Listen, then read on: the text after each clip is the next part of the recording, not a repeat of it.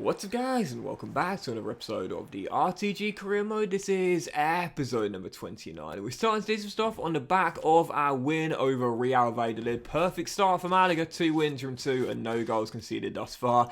And we begin today's episode off with another bid for Tony Flores. But I'm still going to turn it down, man. Like, solid. Do you know what? He's got 6 years on his deal. I don't care. He's got 6 years on his deal. He signed it. He signed it, not me. I didn't hold a gun to his head and say, sign his contract or I pulled the trigger. No, he and his agent looked over the contract and said, yep, this is fine. They signed it. It's not up to me. And he can request a transfer. He can want to leave. I don't care one bit. He's staying it out of principle. I'm keeping him here. But following that, Juande's deal has gone through. He's off to RB Salzburg in Austria. And following that, the draw for the Europa League group stage. We're in our first year back in Europe. Malaga have been drawn against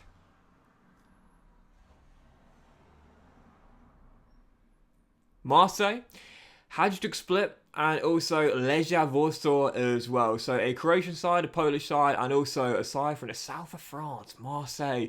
Very nice indeed. So tough group to be fair, that tough group there indeed. Obviously Hajduk Split and Legia Warsaw. No pushovers, no doubt about that. Although I would say Marseille are the front runners to win that group. So I'm targeting second in that group. We should definitely be able to get through it, but certainly not an easy group by any stretch of the imagination for our first year in a European competition. And again, as well, I really do feel as though, like, I don't think, like, it's possible for me to play the Europa Conference League, at least not to start with, because one thing I've noticed is that, you know, when you see the draw for the Europa League and the Champions League as well, the group draw, I should say, have you ever seen the Conference League draw? Because I've never seen it. I've never seen it. And so to me, this kind of backs up my theory that, like, I don't think it's possible for me to start in the Conference League. Maybe get knocked out in third. I'm tempted just to try it out this season, just to see if it's possible. But maybe if we get knocked out of the Europa League in third, maybe going to the knockout stage of the Conference League, maybe that's possible. But I think starting, I don't think it's possible to start in the Conference League group stage. Because again, I never see it even get drawn. So, I don't know. Anyway, following that, as you'll see, Iñaki Nunez has left. He's gone to Wolves for £4.5 million. He's off to Molineux there. Last year, 15 clean sheets in La Liga. The best goalkeeper in the country. But he's done growing at 22 years old. So, you know. So I sold him to Wolves because now we've got Kepa. He's not going to start in this team. So totally fine to cash in for the Lau. We got the free transfer there.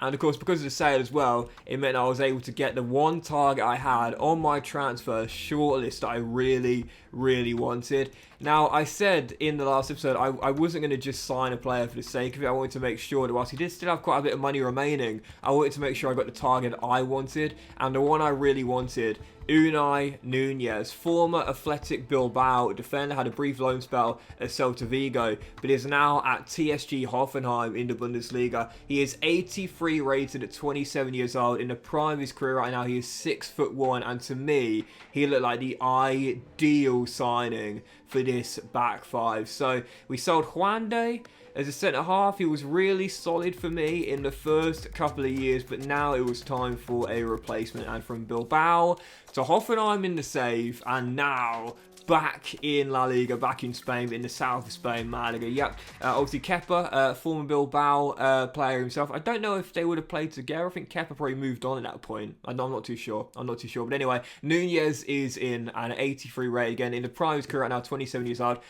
You know, probably isn't going to get much better. Maybe go up a rating, but that's probably about it. But at 83 rated, that's a star centre-half. And defensively as well, absolutely sublime defensive stats all across the board, really. I think they're all 80 plus, aren't they? So, yeah, Nunez coming in. Really physical, very, very strong. Again, 6'1", medium-high work rates. In this back line, he's going to be a brilliant fit for us because, again, he's got a little bit of height. Maybe not the tallest, but tall enough. And alongside Ahmed, the young centre-half, and alongside Nacho Fernandez, the old centre-half, he's in the prime of his career right now. So to me, that was just a brilliant, brilliant signing. I got the one I wanted, and I'm pleased with that as well. So following that, we had a bid for Falai Sacco, who of course we signed at the start of last season. I thought it was really good for me last year, really, really good. And whilst I do plan to use Fresneda as my starting wing-back either at some point in this season or next season, I like Sacco.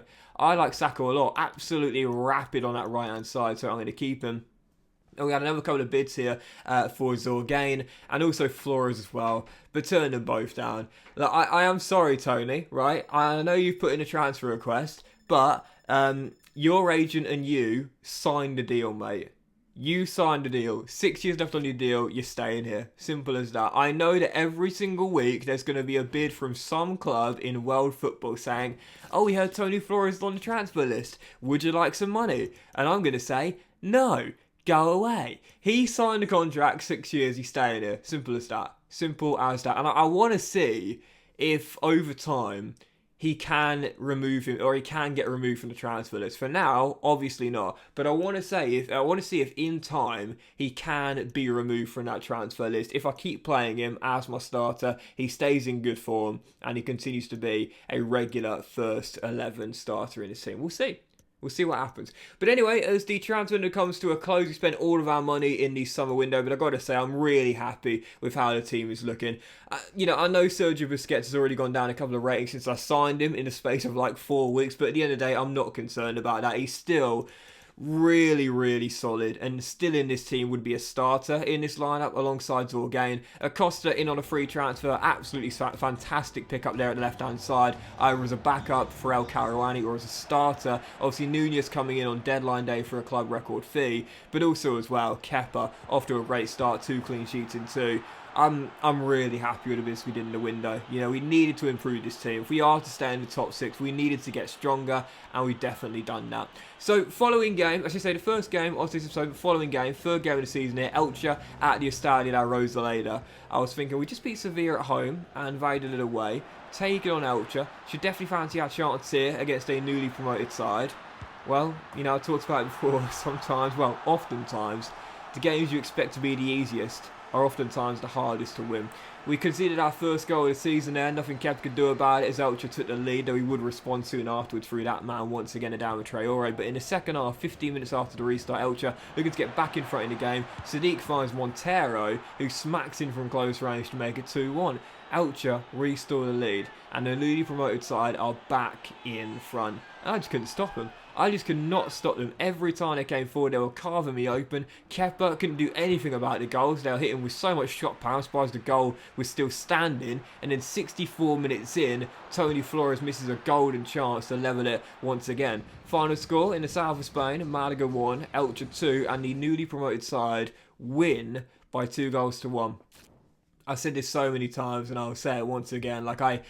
I don't think I'll ever believe in scripting. Momentum, yes, but handicap. I didn't used to believe in it, but now, just too many games like that happen. Too many games like that, in my opinion. We see it all the time, and yeah, just from personal experience and as someone who's played the game, like I said, from FIFA 99, I feel like I got a decent kind of understanding of how the game mechanics work.